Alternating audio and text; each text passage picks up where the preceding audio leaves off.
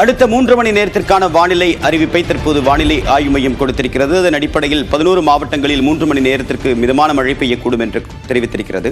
விவரங்களுடன் நம்முடைய செய்தியாளர் லெபிகா, விவரம் என்ன? தேவப்பிரியன், தமிழகத்தில் அடுத்த 3 மணி நேரத்திற்கு 11 மாவட்டங்கள்ல மழைக்கு வாய்ப்பு இருப்பதாக வானிலை ஆய்வு மையம் தகவல் தெரிவித்திருக்கிறது.